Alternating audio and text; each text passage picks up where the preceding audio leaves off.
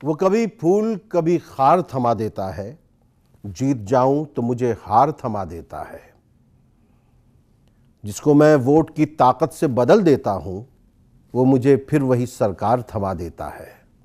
पूछता हूं कि मसाइल का मेरे हल क्या है, पूछता हूं कि मसाइल का मेरे हल क्या है, वो मेरे हाथ में तलवार थमा देता है। आदाब नाज़रीन, हमारे मसाइल में आपका खैर मकदम है। ये हमारे मसाइल हैं, आप सबके मसाइल हैं, और इन मसाइल पर गौर करने के लिए हमारे दरमियान अहम शख्सियात भी मौजूद हैं। लेकिन हमारे मसाइल हैं क्या? हमें गौर करना है कि क्या हमारे मसाइल वो हैं जिन पर इन दिनों आपको मुख्तलिफ प्लेटफॉर्म्स पर चर्चा होती नज़र आ रही है, या हमारे मसाइल वो हैं जो इन चर्चाओं के पर्दे में छुप जाते हैं। क्या हमारे मसाइल तालीम है? क्या हमारे मसाइल जहालत है? क्या हमारे मसाइल सेहत का फुकदान है? क्या हमारे मसाइल रोज़गार का फुकदान है? क्या हमारे मसाइल में बेरोज़गारी है कि नहीं है? हमारे मसाइल में पद्मावती क्यों है? हमारे मसाइल में ट्रिपल तलाक ही क्यों है? हमारे मसाइल में राम जन्मभूमि बाबरी मस्जिद का ही मसला क्यों है?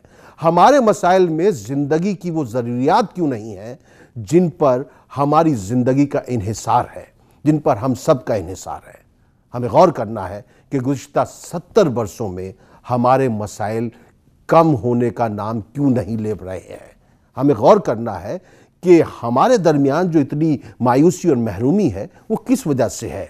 हर कदम पे महरूमी, हर कदम पे मायूसी, गालिबन कोई दुश्मन दोस्तों में शामिल है। तो आइए मैं आपको तारुफ करा दूं अपने 4 खास मेहमानों से। हमारे दरमियान मौजूद हैं RSS थिंकर यासिर जिलानी साहब, आपका खैर मकदम है।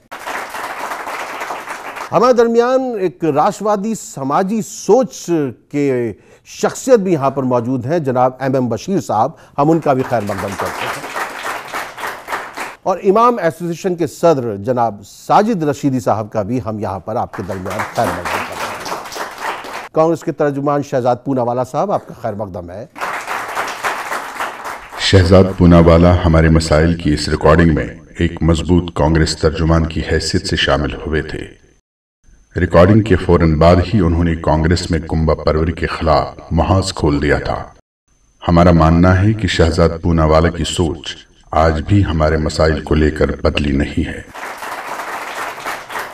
आप चारों का खैर मकदम है इस हमारे मसाइल में, और हम चाहेंगे कि आज के इस पूरे 1 घंटे में हम कोशिश ये करें कि हम उन मसाइल पर तवज्जो दें जिनका हल हमें वाकई निकालना चाहिए।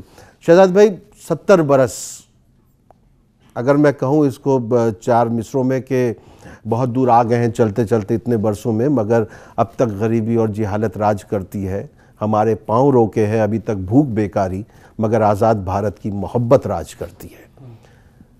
कहाँ खड़े हैं हम इस 70 बरस में, ख़ास तौर से मुसलमान?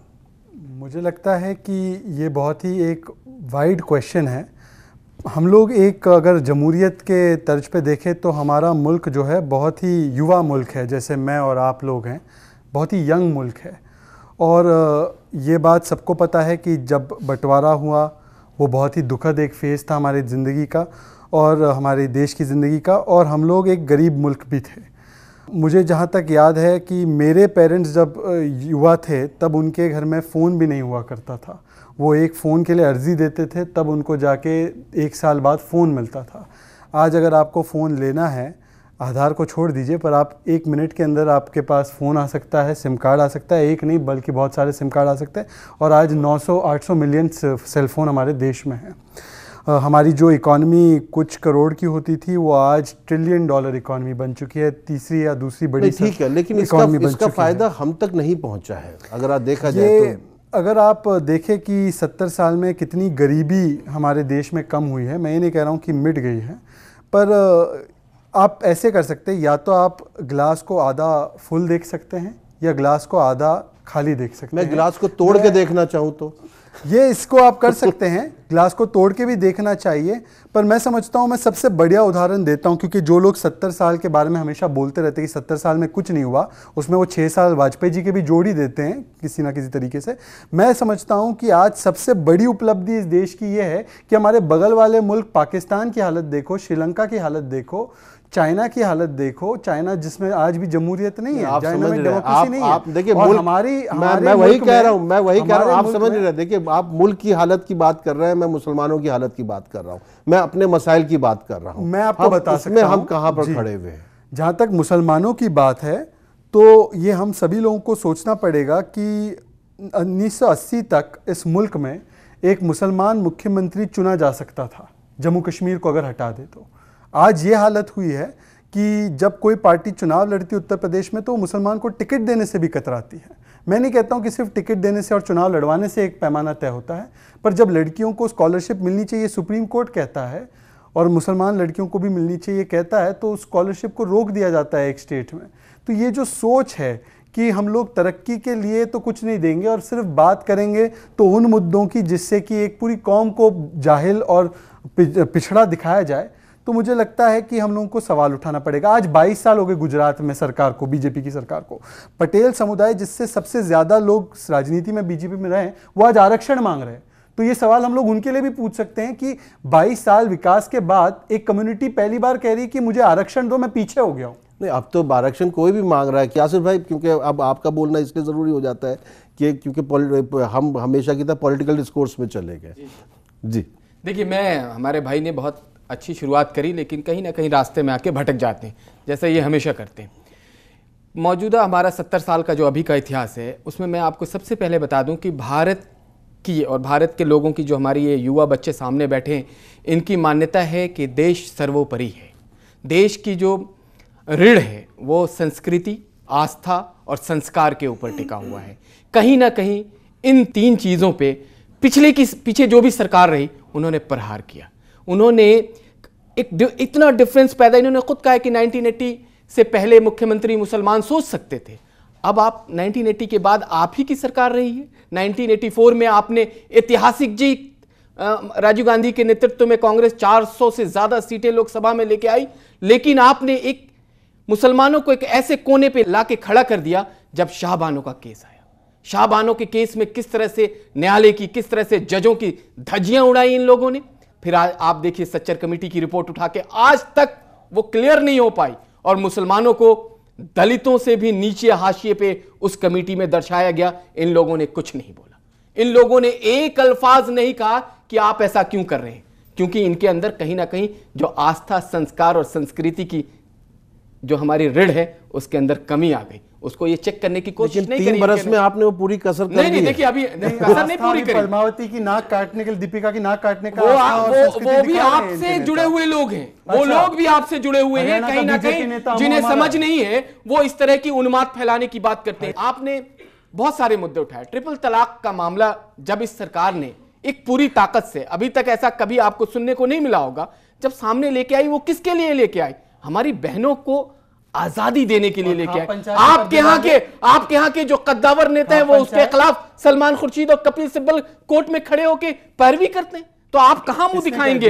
अरे आपके दोनों वकील उनके खिलाफ, अरे खाप पंचायत की बात नहीं कर रहा हूं मैं, अभी मौजूदा जो सिचुएशन है। साजिद रशीदी साहब को भी इसमें शामिल कर लेता हूं। मेरी बात को खत्म होने दीजिए। नहीं, देखिए वो संस्कार समझने की कोशिश कीजिए। हम अपनी बहनों के लिए हमारे नहीं, अरे खाप पंचायत तो कब हमने सपोर्ट किया ये बताइए। तो आप कानून लाओ। नहीं, आपने 70 साल में कानून नहीं लेके आ गए। 3 साल में आप ये सोच रहे हो कि ये सरकार के ऊपर अरे मैंडेट नहीं, आपको तो 435 सीटों का मैंडेट मिला था 84 में, आपकी 91 में सरकार चली गई। तो इस तरह की बातें आप ना करें।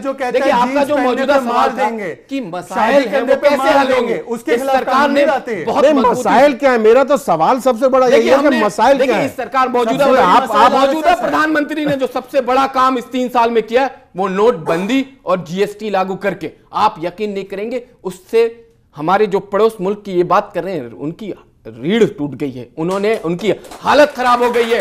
मैं आपको पॉइंट टू पॉइंट, अगर आप मुझे वक्त देंगे, दोबारा सेगमेंट में मैं बताऊंगा कि किस तरह से आतंकवाद मैं आऊंगा, खात्मे के कागार पे चला गया। आज भारत इतना मजबूत है, मैं आता हूं, डेली आतंकवादी मारे जाते हैं उस कश्मीर में, आप उसको भी देखिए। मैं आता हूं। मौलाना साजिद रशीद साहब घूम रहा है, वो आपकी वजह से घूम रहा है। हमें जिस दिन मौका मिल जाएगा पाकिस्तान में घुस के मार के आएगी हमारी सेना, हमारी सेना मार के आएगी। हम कर रहे हैं 200 से ज्यादा आतंकवादी को हमने मार दिया है, 200 से ज्यादा आतंकवादी को मार के गिराया है, और जो भी आंख उठा के भारत की अस्मिता के ऊपर देखेगा हम उसे मारेंगे। अरे महबूबा मुफ्ती हम उसे मारेंगे, शहीद है। बिल्कुल, आप ये ध्यान रखिए। आप गठबंधन में हो, ये अस्मिता है। ये भी हमारे संस्कार हैं कि वहां पे हमने ऐसे आदमी के साथ मतलब दोनों हाथ में इनको चाहिए। कश्मीर को सुधारने की बात को छोड़ देंगे, कश्मीर को सुधारने को एमनेस्टी देंगे, वो आप कर रहे हैं। सरकार बनाएंगे, अलगाववादी नेताओं के साथ नवाज शरीफ को मिलके आपके मणिशंकर अय्यर पाकिस्तान में जाके पाकिस्तान की बात करते हैं। आपके चिदंबरम साहब कश्मीर को कहते हैं कि भारत से आजादी दे दो। ये भारत की जनता और ये युवा जो साथ में बैठे, ये मुल्क नहीं है, वो बर्दाश्त नहीं करेंगे, वो बर्दाश्त नहीं करेंगे। चलिए इंदिरा गांधी जैसा जज्बा। अरे आप सुन लीजिए, इंदिरा गांधी की बात मैं बता देता हूँ, इंदिरा गांधी की बात बता देता हूँ। जब हमने उनके फौजियों को पकड़ के बांग्लादेश जब हमने बंटवारा कराया, फौजियों को छोड़ दिया गया। अगर उसी वक्त कश्मीर का मामला सामने रख दिया गया होता, इंदिरा गांधी ने कह दिया होता जनरल याकूब को, मेरी भी बात सुन ली जाए, ये मामला खत्म हो चुका होता। मेरी भी बात सुन ली जाए, मेरी भी बात सुन ली जाए। मौलाना साजिद रशीदी साहब, सियासत जो है वो हमारे मसाइल को अपने हिसाब से हाफिज सईद की तरफ मोड़ देती है।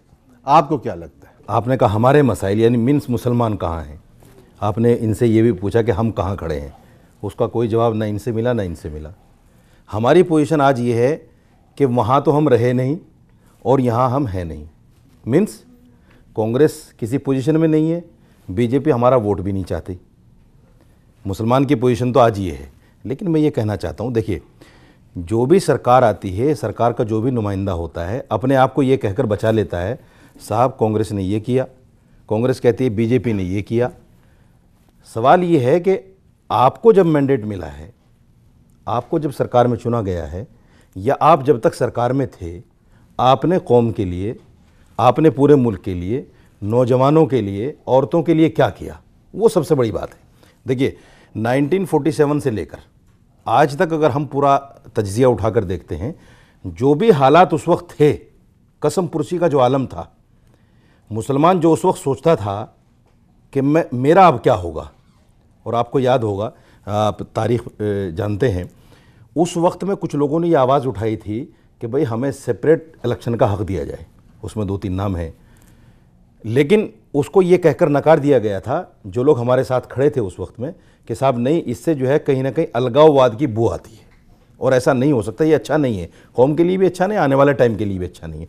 इसलिए सबको साथ मिलकर इलेक्शन करना चाहिए और देश को आगे बढ़ाने में हमें हाथ बटाना चाहिए। लेकिन आज फिर हम उसी हाशिए पर खड़े हो गए। आज हम ये सोच रहे हैं कि भाई हमारा इलेक्शन, जब लोग खड़े होकर ये कहते हैं कि साहब मुसलमान के वोट देने के अधिकार को छीन लिया जाए, जब लोग खड़े होकर ये कहते हैं कि मुसलमान के 2 स्थान कब्रिस्तान या पाकिस्तान, तो हम कहाँ खड़े हैं?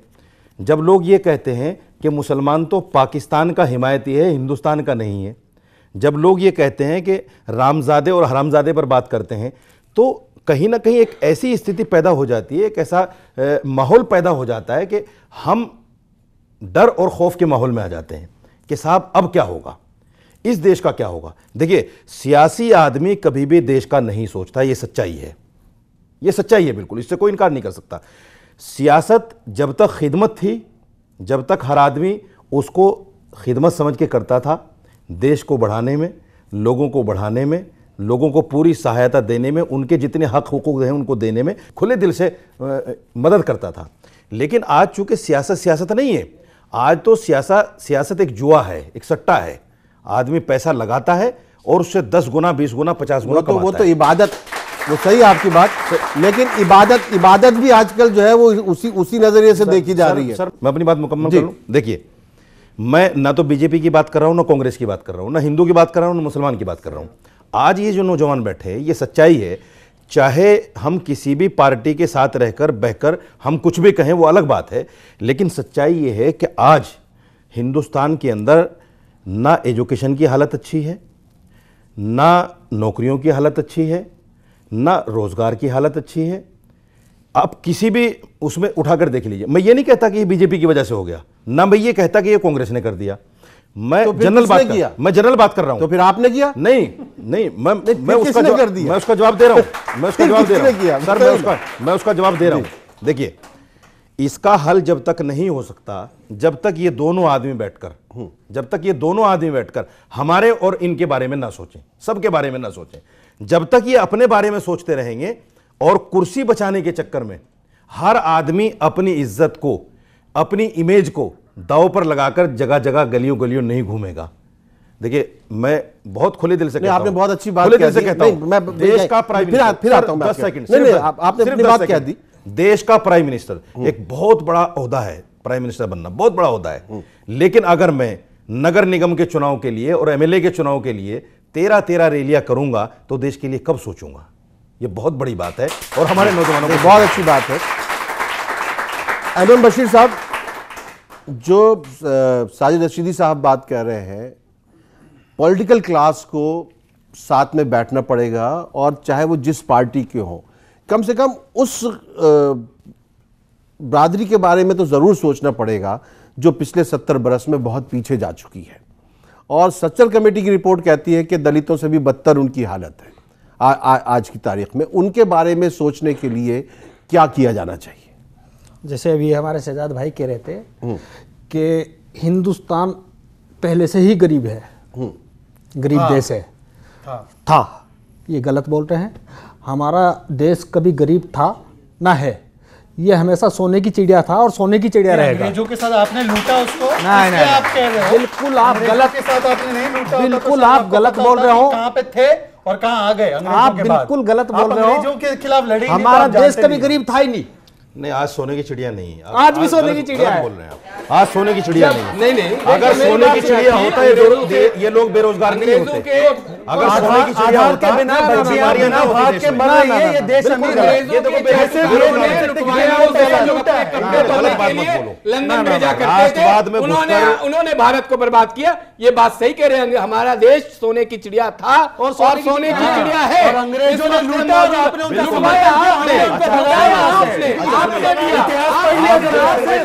आप जनसंग्रह करा लीजिए। जनसंग्रह आज ये बच्चे बताएंगे कि सोने की चिड़िया है कि नहीं। जनसंग्रह कराने का मौका सोने की चिड़िया है? चलो ठीक है, भारत के लोगों भारत सोने की चिड़िया है कि नहीं? भारत के महान लोग सोने की चिड़िया है भारत। आपका जवाब नहीं है। आज भी है। आपका जवाब यासिर भाई, वॉइस वोट से आपकी बात गलत साबित होती है। सब मना कर रहे हैं, सोने की चिड़िया है नहीं, सब मना कर रहे हैं, सब मना कर रहे हैं। आप देख लो, ये तो जबरदस्ती थोप रहे हो अपन के ऊपर हाथ। आप जबरदस्ती हाथ थोप रहे हो। ये मन की बात है, ये है वो मन की बात। बिल्कुल बिल्कुल सच्ची बात है, सच्ची बात। आपसे उम्मीद थी कि आप आवाम की बात रख सकते हैं, लेकिन आपने मोहन भागवत की बात, आपने आरएसएस की बात। भारत में नोटबंदी का एक बड़ा ऐतिहासिक जो काम किया यहाँ के मौजूदा प्रधानमंत्री ने, और जिस तरह से काले धन को जो बात कही गई थी और काला धन पकड़ा गया काला धन, काला धन पकड़ा गया। सुनिए, देश के इतिहास में यहाँ पर वक्त एक ब्रेक पे जाना पड़ेगा, मुझे ब्रेक पर जाना पड़ेगा। वापस लौट कर आएंगे, इस बातचीत को जारी रखेंगे। लेकिन जहां तक हिंदुस्तान सोने की चिड़िया है और था वाली बात है, यकीनन हिंदुस्तान सोने की चिड़िया है, क्योंकि हम देखते हैं कि लाखों करोड़ के घोटाले होते हैं। अगर लाखों करोड़ के घोटाले होते हैं, लाखों करोड़ के घोटाले होते हैं, लाखों करोड़ के घोटाले होते हैं, नहीं, लाखों करोड़ के घोटाले होते हैं, लाखों करोड़ के घोटाले हो रहे हैं। इसका मतलब पैसा तो है, सोने की चिड़िया तो है, लेकिन वो सोने की चिड़िया किसके कब्जे में है, हम इस ब्रेक के बाद आएंगे, उस पर बात करेंगे, इस मुख्तलिफ वक्त के बाद।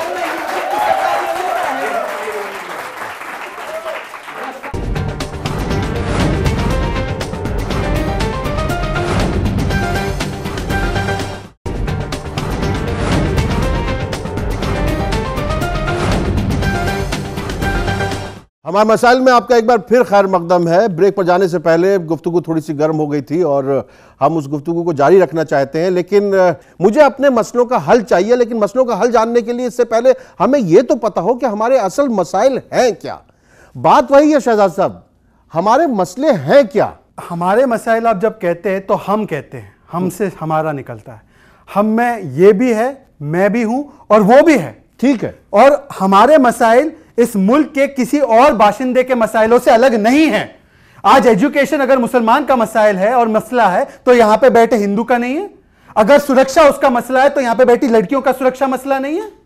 अगर 15 लाख सबके अकाउंट में आने हैं तो हिंदू के अकाउंट में आने, तो मुसलमान भी चाह रहा है कि मेरे अकाउंट में आ जाए। वो तो ना हिंदू को दे रहे हैं ना मुसलमान को दे रहे हैं। यासिर भाई 15 लाख पे बहुत ताली बजती है। मैं आपसे कह रहा हूं, भ्रष्टाचार जब होता है तो क्या मुसलमान इससे नहीं तड़पता है जितना हिंदू तड़पता है? ये चाहते हैं कि हमारे मसाइल ताजमहल बन जाए, ये चाहते हैं पद्मावती बन जाए। नहीं है हमारे मसाइल ताजमहल और पद्मावती, नहीं है मेरे मसाइल मेरा मसाइल इस मुल्क का मसाइल है। आतंकवादी अगर छूटे, हाफिज सईद की गर्दन लाने वाला कोई मुसलमान होगा, अब भेज के तो देखो। मैं आप जाते हो बिना बताए, बिना बुलाए, बिना कहे नवाज शरीफ के यहां आम देकर आते हो, साड़ी देकर आते हो, उसके बाद 800 से ज्यादा एलओसी वायलेशन होते हैं। यह मुसलमान का मसाइल है कि वो पाकिस्तान जिसको हमने ठुकरा दिया 47 में, उसको आप लोग साड़ी और शॉल देते हैं।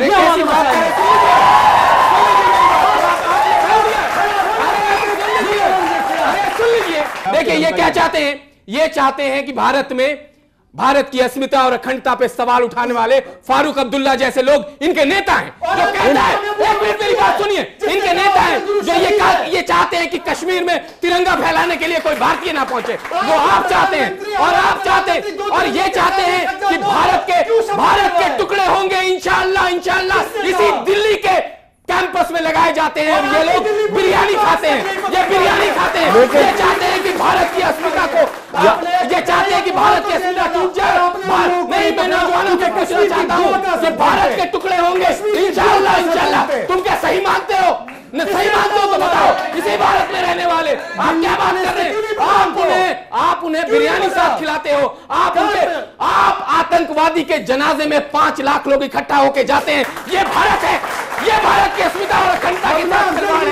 ये मुसलमान हिंदू भाई जितने अच्छे पड़ोसी हैं, जितने अच्छे दोस्त हैं हिंदुस्तान में मुसलमानों का, उनसे ज्यादा। अरे सुन लीजिए, आप उसमें भी डिफरेंसेस पैदा करते हैं, आप तोड़ते हैं, आप हर बारी। लेकिन यासिर भाई मेरी बात सुनिए। फारूक अब्दुल्ला अगर कहते हैं कि लाल चौक पे तिरंगा लहरा के दिखाओ, तो वो खुद को झुटलाते हैं, क्योंकि लाल चौक पे तिरंगा मुरली मनोहर जोशी लहरा चुके हैं। लाल चौक पे अभी एक औरत ने 15 अगस्त पे झंडा लहराने पहुंची थी, एक अकेली औरत। तो ऐसा कोई नहीं है कि वहां झंडा नहीं लहराया जा सकता। लेकिन फारूक अब्दुल्ला किसके लिए काम कर रहे हैं? फारूक अब्दुल्ला किसके लिए बोल रहे हैं? देश से गद्दारी कर रहा है। यासिर भाई सुनने की भी तो आदत डालिए। नहीं, आप सुनने की आदत डालिए। भाई फारूक अब्दुल्ला ने बयान दिया तो न केवल मैंने पर मेरी पूरी पार्टी ने उसकी भर्त्सना की। पर जब महबूबा मुफ्ती के वालिद साहब ने कहा कि पाकिस्तान के मिलिटेंट से चुनाव हुआ तो ये लोग सरकार बना दी उनके साथ। ये इनकी असलियत है।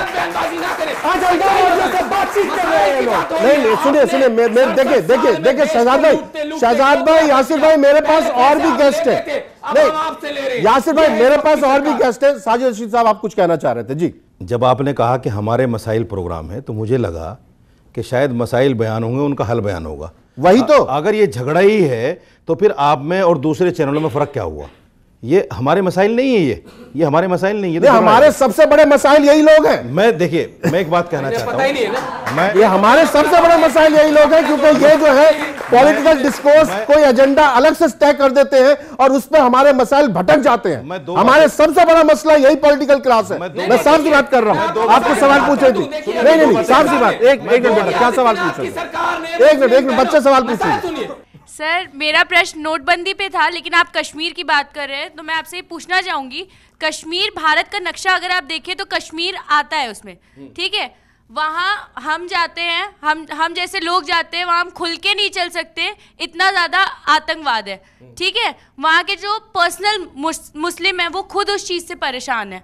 वहाँ के जो जिन्हें भड़काया जाता है वो लोग इतना आतंक करते हैं, और इसलिए हमारे भाररत में अगर हम आपका सवाल क्या बेटा, सवाल क्या है? बच्चे, ये हालात किसने बनाए? आपको 1980 में फारूक अब्दुल्ला के फादर वहां के सीएम थे। 1982 में फारूक अब्दुल्ला सीएम हुए। क्यों कर रहे हैं? नहीं नहीं, इसलिए बता रहा हूँ कि लोग क्रिएट किसने किया। हमारे पास तो 3 साल की सरकार है। बच्ची की बात सुन लीजिए, बच्ची की बात सुन लीजिए। कश्मीर में ऑलरेडी मुस्लिम्स के लिए 35A आर्टिकल ऑलरेडी लगा रखा है, वहाँ पे दिक्कत है तो हिंदुओं को दिक्कत है, हिंदुओं को राइट्स नहीं मिलते, वहाँ पे हिंदुओं को भगाया जाता है। इससे पूछ रही हूँ मैं। और एक बात और पार्टीशन के बाद यासिर भाई बाकी लोगों को बोलने जितने भी देश बने वो मुस्लिम राष्ट्र देश क्यों बने, और अगर इसको कश्मीर को भी अलग किया जाता है तो मुस्लिम देश क्यों बनता है? हर जगह मुस्लिम ही क्यों है, वही क्यों अलग पार्टीशन चाहते हैं? आप इसका जवाब एक लाइन में ले लीजिए, एक लाइन में ले लीजिए। तहसीन भाई इसके गवाह है। हाल ही में जो हिंदू वहाँ पे माइनॉरिटी है जम्मू कश्मीर में, पंजाब में, 8 स्टेट है, उनके लिए अल्पसंख्यक और इक्वल राइट्स का दर्जा शहजाद पूनावाला ने मांगा है। मैं कुरान की कसम खा के कहता हूं, और रोकने वाली इनकी सरकार सुप्रीम कोर्ट में कह दिया कि हम नहीं देंगे, सुप्रीम कोर्ट में कह दिया। और अगर मैं गलत कहूं तो अल्लाह मुझे जो है नहीं बख्शेगा। मैंने बोला इनके लिए, जिन्होंने नहीं मुंह खोला अपने कभी, बोलो इनको। लेकिन शहजाद भाई एक मिनट, यासिर भाई मुझे बोल दीजिए, एक मिनट यासिर भाई ये बताइए, एक मिनट यासिर भाई मुझे बोलने दीजिए। आप बताइए कि कश्मीर से कश्मीरी पंडितों को किसने भगाया? कश्मीरी पंडित वहां से निकल कर आए माइग्रेंट्स होके, और किस तरीके से जम्मू में और दिल्ली वगैरह में किस तरह बुरी हालत में वो माइग्रेंट कैंप्स में रहे, वो छोटे छोटे कमरों में उन्होंने अपनी जिंदगी गुजारी है। उनके लिए, उनके वापसी के लिए कोई बात नहीं होती है। बिल्कुल आपकी बात सही है, इस पे भी जवाब देता हूं। हाँ, पहले कश्मीरी पंडित को राज्यसभा से मध्य प्रदेश से हम भेजे थे, विवेक तांखा, इन्होंने आडंगा लगाने की कोशिश की, छोड़ दी। हमने अलाउंस दिया कश्मीरी पंडितों के। इनको पता नहीं, हमारे पार्टी के नेता खुद कश्मीरी पंडित है, इनको ये शायद यकीन नहीं है नेहरू जी का परिवार कहां से था। पर ये लोग इतनी बातें करते हैं, आज क्यों नहीं ले जा सकते कश्मीरी पंडित को वापस? इनके पास दोनों जगह सरकार है, इन्होंने मना किया, मुफ्ती ने मना किया, मुफ्ती ने मना किया। एक सवाल सर, मेरा क्वेश्चन आप चारों से है। हमेशा बात होती है पॉलिटिक्स में आतंकवादी और मुस्लिम को लेके, तो अब्दुल कसाब जो आतंकवादी था वो मुस्लिम था या फिर आतंकवादी था? बहुत अच्छी बात है। हम लोग किसी भी आतंकवादी का धर्म नहीं देखते, बनाते हैं। इसको हिंदू मुस्लिम का रंग देने वाले कौन है? आरके सिंह ने कहा, आरके सिंह इनके सांसद है जो होम सेक्रेटरी थे पिछली सरकार में, उन्होंने कहा 10 हिंदू आतंकवादी आरएसएस से जुड़े पाए गए।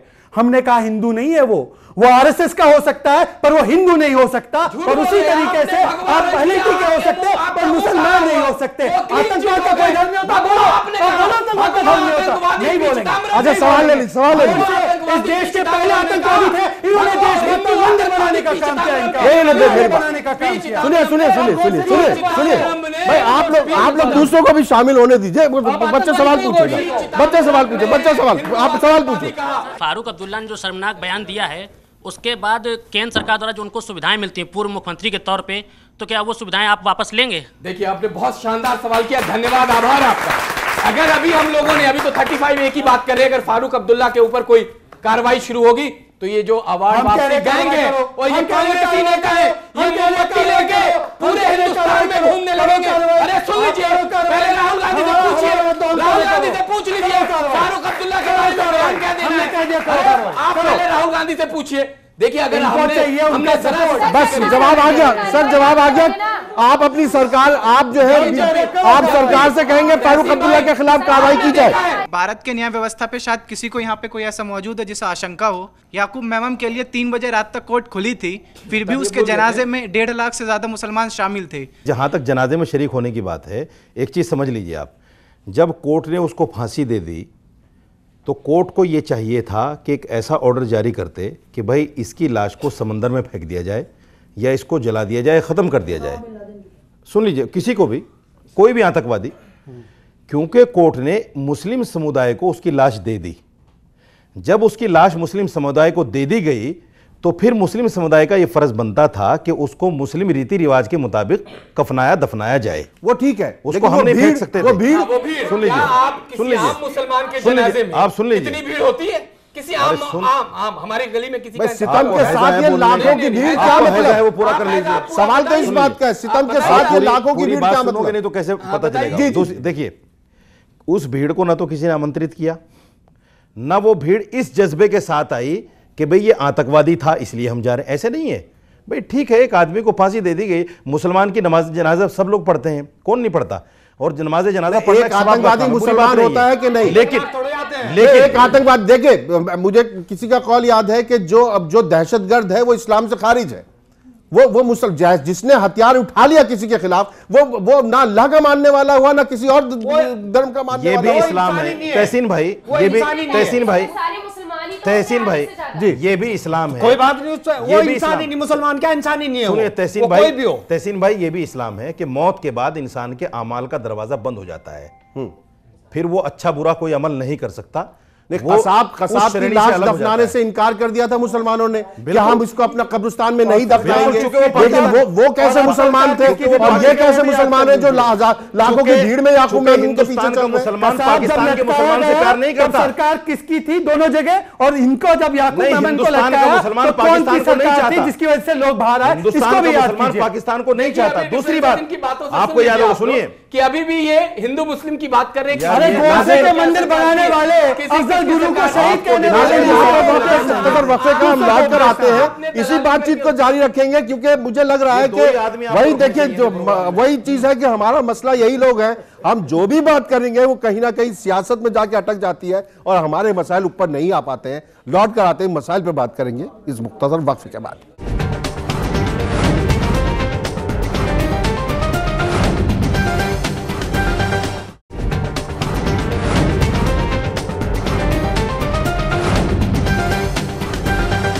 हमारे मसाइल में आपका एक बार फिर खैर मकदम है। हम बात कर रहे हैं हमारे मसाइल की, लेकिन हमारे मसाइल की राह में जो है सियासी मसाइल आड़े आ जाते हैं हमेशा की तरह, और मैंने कहा है कि गालिबन कोई दुश्मन दोस्तों में शामिल है।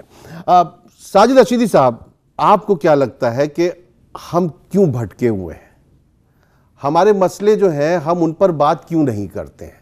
हमारा एजेंडा कोई और तय करता है या हम अपना एजेंडा खुद तय करते हैं? देखिए, दिक्कत ये है कि सरकार जो प्लान लेकर जनता के सामने जाती है, उस प्लान से जब वो बैकफुट पे आती है तो उसके वो मसाइल कोई ना पूछे, इसलिए 10 तरह के मसले खड़े हो जाते हैं।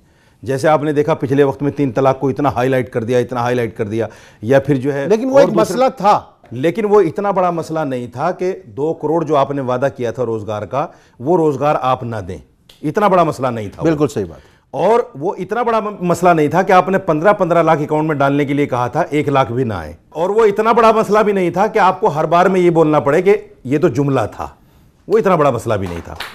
और मैं आपको बता दूं, वो इतना बड़ा मसला भी नहीं था कि आपको दिल्ली की गद्दी छोड़ के सिर्फ गुजरात में डेरा डालना पड़े और 13-13 रैलियां आपको करना पड़े प्राइम मिनिस्टर होते हुए। इतना बड़ा कर सकते हैं, वो गुजरात से, वो गुजरात से, देखिए वो गुजरात से वो रैलियां कर सकते हैं वहां पे, वहां वो रैलियां कर सकते हैं गुजरात से। होने दीजिए। हाँ, अटल बिहारी वाजपेयी की सरकार थी, आपको याद होगा, ये आतंकवाद की बात करते हैं और कहते हैं 180 आतंकवादी मार गिराए गए, लेकिन जो आतंकवादियों का सरगना था मसूद अजहर, यही लोग उसको छोड़ के आए थे कंधार।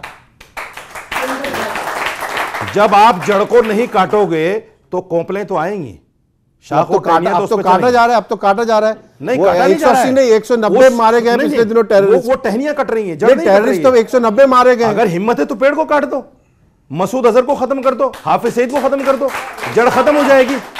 सुनिए, और दूसरी बात, एक चीज और कहना चाहता हूं। देखिए, मैं साजिद रशीदी यहां बैठा हूं, आपके चैनल से भी कहता हूं इस बात को। 98 में जब करगिल जंग हुई, मैं पहला आदमी था जिसने प्रेस कॉन्फ्रेंस करके यह कहा कि अटल बिहारी वाजपेयी जी हमें इजाजत दें, हिंदुस्तान का हर इमाम सरहद पर जाकर पाकिस्तान के खिलाफ लड़ने को तैयार है। आज हम राष्ट्रवादी नहीं है क्योंकि हम पाकिस्तान के खिलाफ लड़ेंगे, हम राष्ट्रवादी नहीं है। लेकिन जो लोग आजादी के हक में नहीं थे, जो देश को आजाद नहीं करने देना चाहते थे, जिन्होंने देश के झंडे को नहीं माना, देश का झंडा जला दिया, संविधान की कॉपियां जला दी, आज वो राष्ट्रवादी बन गए। आज वो लोग हमसे राष्ट्रवाद का सर्टिफिकेट ले रहे हैं, आज वो लोग हमसे राष्ट्रवाद का सर्टिफिकेट ले रहे हैं जो आज भी अपने ऑफिस में भगवा झंडा फहराते हैं। ये मानते हैं, ये बातें करते हैं। देखो, जवाब दे रहे मतलब मांगे, जब आप कहोगे ना कितना बोलोगे। देखिए सुनिए, ये संस्कृति की बात करते हैं। आपने बात क्या दी, सुन लीजिए, आप क्या है, मेरे से सुनना पड़ेगा। तहसीन भाई देखिए, ये क्या है, मुझे वहां आना पड़ेगा। ये राष्ट्रीय गान को अपोज करते हैं। ये वंदे मातरम, अगर मैं इनसे कह दूं अभी कि वंदे मातरम कहिए, ये नहीं कहेंगे। अरे आपके वंदे मातरम नहीं कहेंगे, ये वंदे मातरम नहीं कहेंगे। ये वंदे मातरम नहीं कहेंगे, ये भारत से प्यार करने वाले लोग हैं, ये वंदे मातरम नहीं कहेंगे, ये इनकी प्राथमिकता है, यासिर भाई बोल दीजिए। हाँ आप कंप्लीट कीजिए, जल्दी कंप्लीट कीजिए। दिखा दो। और अगर मैंने गा के दिखा दिया, आपने दिखा दिया, आपको मेरे साथ साथ गाना हम लोग होगा, आपने मेरे साथ साथ गाना होगा।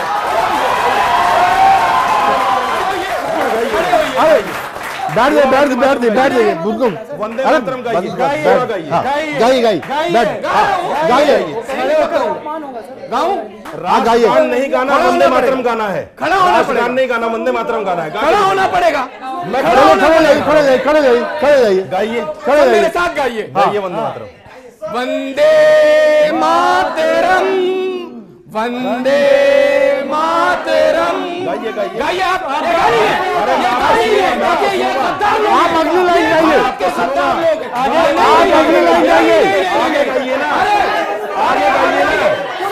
आप अगली लाइन गाइए, आगे गाइए, आप अगली लाइन गाइए, आगे गाइए, आगे सुनिए, आगे सुनिए। नहीं आप अगली लाइन गाइए, गाइए, आप अगली लाइन गाइए।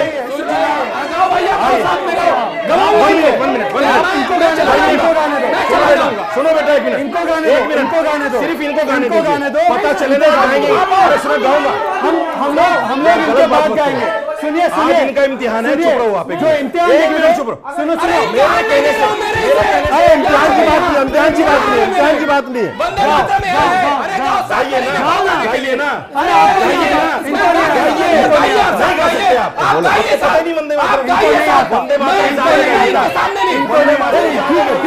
ठीक है आप गाइए, आप पूरा कीजिए, आप पूरा कीजिए, आप पूरा कीजिए, आप पूरा कीजिए, आप पूरा कीजिए, आप पूरा कीजिए, आप पूरा कीजिए, आप पूरा कीजिए।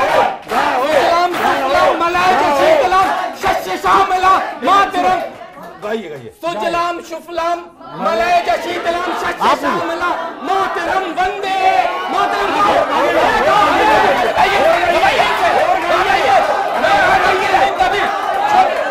देखिए मैं आपको सुना देता हूँ, शुभ्र ज्योत्स्ना पुलकित यामिनी, लेकिन इनसे आप पूरा सलाम सलाम के अलावा कुछ आते नहीं। ये देखिए क्या बात कर रहे हैं। शुभ्र ज्योत्स्ना पुलकित यामिनी आप लोग साथ गाओ, ये नहीं गाएगा, ये गद्दार लोग हैं, ये नहीं गाएंगे। आप मेरे पे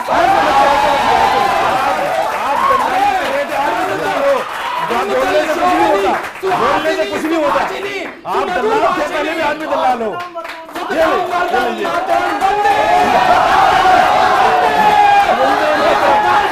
देश के गद्दार हैं, ये पता चल गया, समझ गए? सुनिए सुनिए, बहुत अच्छी बात है, बहुत अच्छी बात है। भाजपा के नेता ने वक्फे के बाद लौट कर आते हैं, लेकिन यह बात सही है कि यासिर भाई ने वंदे मातरम पूरा गा दिया है और इन्हें साबित कर दिया है, ये बात सही है। लेकिन यहाँ वक्त है मुख्तसर वक्फे का, हम लौट कर आते हैं, इस बातचीत को जारी रखेंगे। मगर इस मुख्तसर वक्फे के बाद यासिर भाई जो है, अगर ये इम्तिहान शहजाद पूनावाला ने उनका लिया था तो उसमें पास हो गए हैं। अब देखना यह है कि मौलाना साजिद रशीदी साहब जो है वो इसको गाते हैं कि नहीं गाते, मगर इस मुख्तसर वक्फे के बाद।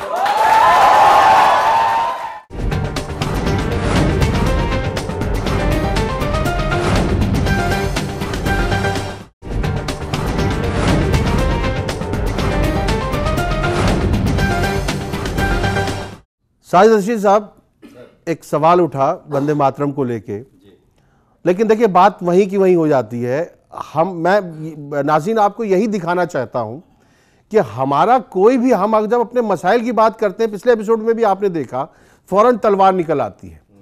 आप जो है मसाइल पर बात नहीं कर रहे हैं, हमारी बेरोजगारी पर बात नहीं हो रही है, हमारी तालीम की जो हमारे यहाँ फुकदान है, हमारे इलाकों में अच्छे स्कूल नहीं है, उन पर कोई बात नहीं हो रही है। पिछले दिनों मेरी मुख्तार अब्बास नकवी साहब से मुलाकात हुई थी, उसमें उन्होंने बताया था कि वो मुस्लिम इलाकों में सेंट्रल स्कूल खोलने जा रहे हैं, कब खुलेंगे वो देखने की वाली बात है। अगर ऐसा हो जाता है तो बहुत बेहतर होता है। हमारे दरमियान कुछ ये ऑडियंस है, इसमें कुछ सवाल पूछना चाहते थे, पिछले उसमें हम नहीं पूछ पाए थे। जी सर, मेरा सवाल रशीदी जी से है।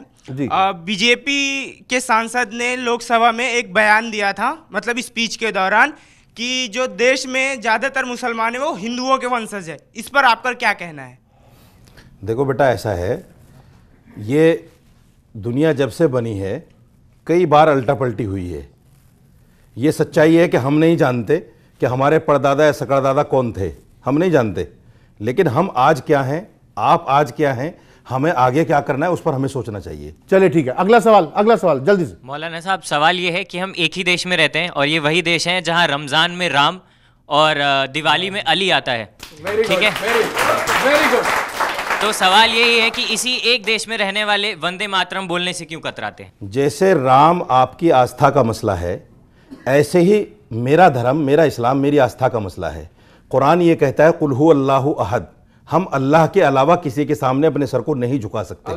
वंदे मातरम का मतलब यह है, ए जमीन, वंदे मातरम का मतलब ए जमीन हम तुझे सजदा करते हैं, और हम अल्लाह के अलावा किसी को सजदा नहीं करते। ये मेरी आस्था का मसला है, ये मेरी आस्था का मसला। नहीं तो फिर आपने तब क्यों कहा कि आप गाएंगे इनके साथ अगर ये गा देंगे? मैं कौम को बताना चाहता था कि कौम में ऐसे मुसलमान भी हैं, ऐसे मुसलमान जो भारत जो इस्लाम को नहीं मानते, भारत जो के लिए इस्लाम को अपनी नहीं जान मानते दे सकते हैं। और इस्लाम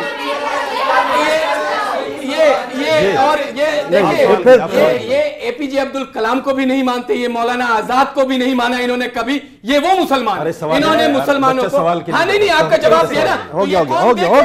ये कौम देखे कि किस तरह के मुसलमान आपने बना रखा है जो आपको रिप्रेजेंट कर रहा है। कौम देखे। मैं सिर्फ एक चीज कहना चाहता हूँ, वंदे मातरम कौन गा रहा है कौन नहीं गा रहा है, इससे अहम सवाल ये भी होता है कि वंदे मातरम गाने के लिए मेरे पेट में रोटी जा रही है, मेरे पास शिक्षा आ रही है ताकि मैं संस्कृत पढ़ सकूं। ये इसका जवाब इनसे ले लो। संगठन के मेरे देश के नौजवानों को आप पेट में खाना रोटी नहीं दोगे तो वंदे मातरम कैसे गाएंगे? एक मुस्लिम लड़की जीन्स पहन लेती है तो उस पे फतवे जारी हो जाते हैं। वो अपनी मर्जी से अगर कहीं शादी कर ले तो उस पे फतवे जारी हो जाते हैं। अगर बुरखे से उसका जरा सा अंग भी दिख जाए तो उस पे फतवे जारी हो जाते हैं। लेकिन उस पे फतवे क्यों नहीं जारी होते जब दिल्ली विश्वविद्यालय में भारत तेरे टुकड़े होंगे इंशाअल्लाह इंशाअल्लाह नारे लगे थे? कहीं ना कहीं मुसलमानों के पिछड़ने के लिए ऐसे ही मौलानाओं की कट्टरवादी सोच जिम्मेदार है। ये आप मानते हैं या नहीं मानते हैं? अगर आप वंदे मातरम नहीं गाते हैं तो इससे ज्यादा शर्म की बात भारतीय समुदाय के लिए नहीं हो सकती है, भारतीय के लिए नहीं हो सकती। मैं जवाब दे दूं। सुनिए, पहले तो आपने कहा कि फतवा क्यों जारी हो जाता है। देखिए, धर्म जो है धर्म है, आप हिंदू हैं तो धर्म की वजह से हैं, मैं मुसलमान हूं तो धर्म की वजह से हूं, एक सिख है वो भी धर्म की वजह से। जो धार्मिक चीजें हैं उनमें दूसरे के धर्म को बोलने की इजाजत नहीं है। सुन लीजिए ना, अरे सुन लीजिए ना, पीछे धकेल क्यों रहे हैं? बेटा सुन तो लीजिए, बेटा सुन लो, बेटा सुन लो। ये फतवा जो है, फतवा एक ओपिनियन होती है, फतवा दिया नहीं जाता, लिया जाता है। फतवा कोई पूछता है कि साहब ये मसला है, इसमें कुरान और हदीस क्या कहती है, तो एक जवाब दे दिया जाता है कि साहब कुरान में हदीस में ये है। अब उसको मानना ना मानना, उसको मानना ना मानना सामने वाले के ऊपर है। दूसरी बात, आपने जेएनयू की बात कही। जेएनयू में जिन लोगों ने नारे लगाए, आप मुझे ईमानदारी से बताइए, सरकार किसकी है यहाँ? बीजेपी की। पुलिस किसके कब्जे में है दिल्ली की? बीजेपी की। आज तक पकड़े क्यों नहीं गए वो लोग? आपको मालूम ही नहीं है। आज तक मैं कह रहा हूं ना, मैं कह रहा हूं ना, बेटा मैं कह रहा हूं ना, वो गलत है। मैं कह रहा हूं वो गलत है, बिल्कुल नाजायज है, हराम है। मैंने आपसे क्या कहा था कि इमाम जेल में रहे, इमाम पाकिस्तान के लिए लड़ने के लिए तैयार है। नहीं तहसीन भाई, नहीं साबित हुआ, कसूर साबित हुआ, नहीं हुआ, चार्जशीट की गई, कसूर साबित हुआ, कुछ भी समुदाय को तोड़ने की कोशिश कर रहे हैं। फैसला करने का तरीका है। सुनिए, इसका फैसला ऐसा हो सकता है, मौलाना साहब आप अभी बोल दीजिए वो गलत था, और आपका ये साक्षी महाराज ने गोडसे को देशभक्त कहा वो गलत था। नहीं दोनों कह दे। अरे आप एक बार मैं तो कह रहा हूं गलत था। सर मेरा क्वेश्चन आपसे ये कि इस्लाम धर्म में मतलब महिलाओं को कहा जाता है वो बुर्का पहने या फिर उनकी तालीम जो होती है वो रोक दी जाती है। क्या मतलब इस्लाम धर्म में ये होता है कि महिलाओं को जीने का अधिकार नहीं है, वो अपनी मतलब अपनी फ्रीडम एंजॉय नहीं कर सकती? और आप, मैं जवाब दे दूं सर, और आप क्या नाम है यहाँ पे भारत में होके वंदे मातरम गाने से कतराते हैं, तो इसमें आप भारतीय कहाँ से हुए? फिर तो आपको पाकिस्तान में होना चाहिए। दोनों जवाब सुन लीजिए। इस्लाम में देखिए, इस्लाम में जो हमारी सिद्धांतिक किताब है, धार्मिक किताब है कुरान, उसमें जो सबसे पहली आयत नाजिल हुई मोहम्मद साहब के ऊपर, उसमें था इकरा, पढ़ो। और वो औरत के लिए भी है, मर्द के लिए भी है। अगर कुरान पढ़ोगे तो समझ में आ जाएगा। हम औरत की तालीम, सुन एक मिनट, आपने सवाल पूछा, सुन लीजिए बेटा, आप उसको जो है गुस्से में मत लीजिए, आप उसको समझिए। देखिए, कोई भी मुसलमान आलिम औरत की तालीम के खिलाफ नहीं है, कोई खिलाफ नहीं है। दूसरी बात, ये आपने वंदे मातरम पर कहा, वंदे मातरम राष्ट्रीय गान नहीं है, राष्ट्रीय गान है जन गण मन। सुन लीजिए, वंदे मातरम राष्ट्रीय गान नहीं है। ये तो सुनिए, अब एक और सुनो, अब उसका भी जवाब सुन लीजिए, अब उसका भी जवाब सुनिए। सुनिए, आप कोर्ट को मानते हैं, सुनिए, आप कोर्ट को मानते हैं, सुनिए, अब सुनो मेरी बात, अब मेरी बात सुनो यार, सुन तो लो ना। सुप्रीम कोर्ट ने एक वर्डिक्ट दिया है कि राष्ट्रीय गान के लिए भी खड़े होना, राष्ट्रीय गान के लिए भी खड़े होना ये जरूरी नहीं है, ये सुप्रीम कोर्ट का वर्डिक्ट है। वंदे मातरम तो इन्होंने राष्ट्रीय गान बनाया है हिंदू मुस्लिम को लड़ाने के लिए। सुनिए, अब मैं आप सब देखिए नाज़रीन, मसला वहीं का वहीं है। हमारे मसाइल पर कभी भी बहस नहीं होती। हमारे मसाइल पर जब हम बात करना चाहते हैं तो वंदे मातरम, 3 तलाक, पद्मावती और राम मंदिर, इस तरह के इश्यूज निकल के बाहर आ जाते हैं। हमारे मसाइल तालीम से जुड़े हैं। बच्ची ने बहुत अच्छी बात कही है, ख्वातीन की तालीम बहुत जरूरी है, क्योंकि अगर आप एक औरत को पढ़ाते हैं तो एक गोद को पढ़ाते हैं और एक पूरी नस्ल पढ़ती है। तो इसलिए ख्वातीन की तालीम जो है, औरतों की तालीम जो है वो बहुत जरूरी है। उस पर हमें काम जरूर करना चाहिए और हम इस पर जो है हमारे मसाइल में एक दिन ख्वातीन को बुलाकर इस पर हम बात जरूर करेंगे। आखिर में मैं सबको 1-1 मिनट दे रहा हूं और सिर्फ मुझे ये बता दीजिए कि हमारे मुसलमानों के मसाइल क्या है। यासिर भाई, सिर्फ 1 मिनट में बता दीजिए कि हमारे मसाइल क्या है। देखिए, आपने अभी हमारे अल्पसंख्यक मंत्रालय के मंत्री साहब का नाम लिया, मुख्तार अब्बास नकवी साहब का। वहां पे इतने सारे प्रोग्राम हैं बच्चों के लिए। मैं आपको एक एक करके एक पॉइंट में बता देता हूं। सीखो और कमाओ, नई रोशनी, उस्ताद, ये अगर बच्चे जुड़ेंगे, उनके वेबसाइट पे जाएं, देखें, वहां पे ऐसे ऐसे प्रोग्राम आए हैं कि आप अभी से ही उसमें अगर इन्वॉल्व होते हैं। आप लोग बात क्यों नहीं करते? आप 3 तलाक पे क्यों बात करते हैं? नहीं, सवाल इसी बात का है कि आप पॉलिटिकल डिस्कोर्स क्यों नहीं चेंज करते? हम अपने अलग प्लेटफॉर्म पे इस तरह की बात करते हैं। हम लोगों से इसीलिए जुड़ पाए। आज मुसलमानों में 1 करोड़ से ज्यादा की तादाद मुस्लिम राष्ट्रीय मंच के साथ जुड़ी है। वो इसलिए जुड़ी है कि माननीय इंद्रेश कुमार जी के नेतृत्व में जब ये काम शुरू हुआ था। अरे आप जो है वो आप किसी और लाइन पे जा रहे हैं। मुझे ये बता दीजिए कि आप जो है मतलब ये जो इस तरह के प्रोग्राम चल रहे हैं, ये पॉलिटिकल डिस्कोर्स में क्यों नहीं लेकर आते हैं? आप जो है उस तरह की बातें क्यों करते हैं जिनसे माहौल में जो है इस तरह देखिए, इस बच्ची के जहन में वो बात नहीं थी। बच्ची को नहीं पता कि मुसलमानों के लिए क्या वो चल रहा है। मैं उस बहन का सवाल का जवाब और दे देता हूं। मौलाना साहब ने कहा और उन्होंने एक क्वेश्चन किया, एक क्वेश्चन किया औरतों को लेके। आप मौलानाओं से कभी पूछते नहीं कि वो हजरत आयशा रज़ियल्लाहु ताला अन्हा के बारे में नहीं बताते, जो मुफ्ती आजम का खिताब क़यामत तक रहेगा। आप हजरत खदीजा के बारे में नहीं बताते, जो बिजनेस एंटरप्रेन्योर थी। आप हजरत फातिमा के बारे में नहीं बताते। आप उम्मे कुलसुम के बारे में नहीं बताते हैं, जिन्होंने पूरे इस्लाम को एक रोशनी दी। आप जंग अमल में हजरत आयशा चीफ कमांडर थी जंग की, आप उनके बारे में नहीं बताते। आप जो जंग में घायल हुए सिपाही आते थे, आपकी जो साहबाएं थी वो वहां पे नर्सिंग का काम करती थी, उसके बारे में ये लोग नहीं बताते। अगर ये बता देंगे तो इनकी दुकानें बंद हो जाएंगी। वो औरतों को आपने देखा कि एक मुसलमान आया हिंदुस्तान में, सर सैयद अहमद खान जिसका नाम है, जिसकी वजह से आज हजारों लाखों मुसलमान पूरे दुनिया में बोलते हुए दिखाई देते हैं। उसके खिलाफ भी उस वक्त के लोगों ने फतवा जारी कर दिया था। लेकिन मुस्लिम यूनिवर्सिटी को लेकर जो है आपके यहाँ भी बड़ी अलग सी सोच चल रही है। नहीं, लेकिन देखिए मेरी बात हो गया। साजिद साहब, आखिर में बस आप क्या कहना चाहिए? एक मिसाल है गांव देहात की कि छाछ तो बोले बोले छलनी बोले जिसमें 72 छेद। अब वो आपके अंदर है तो आप बोलते रहते। यानी वो आदमी जो कौम की और समाज की बात ही नहीं करता बिल्कुल भी, वो कह रहा है कि हमारे पास बहुत सारे मंत्रालय में ये पड़े वो पड़े। नहीं है यार, सुन लो, नहीं स्कीम्स तो है। देखिए लोगों तक आप मेरी बात नहीं मान रहे। उनकी स्कीम्स है, देखिए स्कीम्स है, लेकिन लोगों तक उनके बारे में पता नहीं चला। याद होगा, मैंने मुख्तार अब्बास नकवी साहब से कहा है कि वो इन स्कीम्स को किसी तरह मस्जिद के इमामों को इसमें शामिल करें। वो अपने खुतबात में, जुमे के खुतबात में लोगों को ये बताएं कि क्या क्या स्कीम चल रही है। मेरी सुन तो लीजिए, मैं वही कहना चाह रहा हूँ। देखिए, स्कीम बना के आपने अपने पास रख ली, जब तक वो मेरे पास तक, इन बच्चों के पास तक नहीं पहुंचेगी स्कीम, उसका फायदा कौन ले सकेगा? 1.5 करोड़ लोग अभी भी उसका फायदा उठा रहे हैं।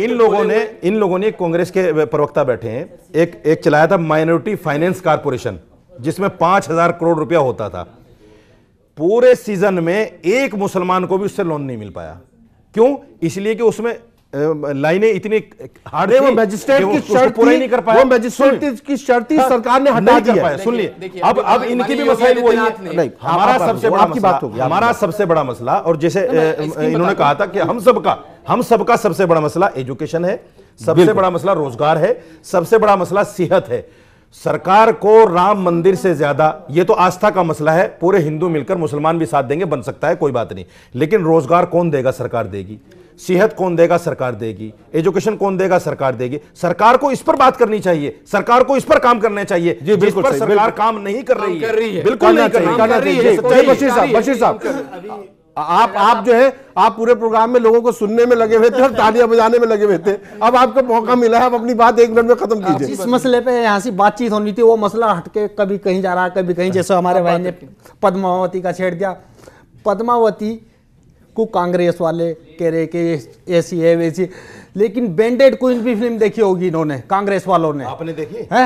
मैंने नहीं देखी, लेकिन इन्होंने उस पे तालियां बजाई है। क्या वो लड़की लेडीज महिला नीति, क्या वो महिला नीति, क्या वो दलित थी, क्या वो दलित थी इसलिए उस पर वो करा।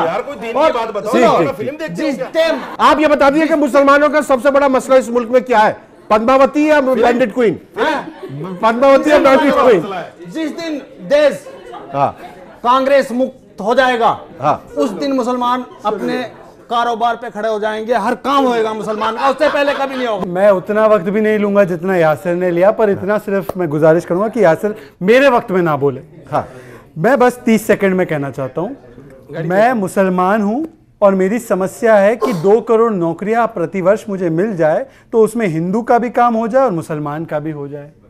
मैं मुसलमान हूं, अगर मेरी बहनों को सुरक्षा मिल जाए, उसमें मेरी मुसलमान फातिमा और आयशा को भी सुरक्षा मिल जाए बलात्कार से, और हमारी पद्मावती और क्या बैंडिट क्वीन को भी मिल जाए। और मैं मुसलमान हूं, आप हाफिज सईद का सर ले आओ तो उसके बम से ना मेरा हिंदू भाई मरे ना मेरा मुसलमान भाई मरे। पर सवाल यह है कि उन सवालों का जवाब आपको नहीं देना, तो आप हमको ये बताओगे कि कांग्रेस मुक्त बनानी है, या आप हमको बताओगे कि देखो ये कोई गाना नहीं गा रहा, वो नारा नहीं लगा रहा। नाज़रीन, साफ सी बात यह है कि हमारे मसाइल जो हैं वो मुझे नहीं लगता कि इन हालात में सुलझ सकते हैं, और ना ये सुलझाने लायक है। कोशिशें आपको करनी है, आपको कोशिश करनी है, आपको जज्बाती जो मसाइल हैं, जज्बाती नौयत के जो मौजूआत हैं, उनसे खुद को हटा के जो असल मसाइल हैं उनकी तरफ लौटना पड़ेगा। जब आप असल मसाइल के ऊपर अपनी सोच को, अपनी फिक्र को वुसअत देंगे, तभी जो है ये पॉलिटिकल क्लास जो है वो आपके मसाइल के पर बात करेगी, नहीं तो आपको इधर उधर उलझाती रहेगी। ये सबसे मेरी दरखास्त है कि हमारे मसाइल पर तवज्जो दीजिए। अगले हफ्ते फिर नए मौजू के साथ, मौजू नया रहेगा लेकिन बात यही रहेगी, मुझे मालूम है कि ये लोग सुधरने वाले नहीं है, लेकिन मिलते हैं अगले हफ्ते।